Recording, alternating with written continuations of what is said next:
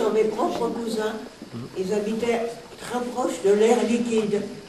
Et deux fois, une fois la nuit et une autre fois au commencement de l'après-midi, il y a eu deux bombardements. Ça visait évidemment surtout peut-être l'air liquide, mais aussi les usines Renault, évidemment. Mais il n'y avait même pas eu le temps d'avoir l'alerte. Ils se sont mis sous leur table à la salle à manger et ils ont été dans une angoisse terrible, mais on ne pouvait rien faire.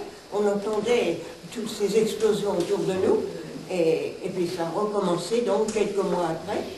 Et là aussi, enfin, eux ils ont eu la chance, ça n'est pas tombé sur leur appartement, mais on ne pouvait rien faire. On n'a même pas le temps d'aller dans un abri quand c'était comme ça. Ça, je me souviens parce que ça a fait après. Moi j'étais en banlieue, mais on voyait un nuage tellement. Il y avait eu le bombe qui avait explosé, on voyait dans le ciel.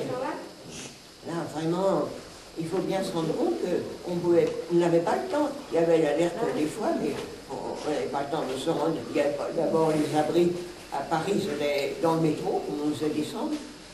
Donc vraiment, il fallait attendre.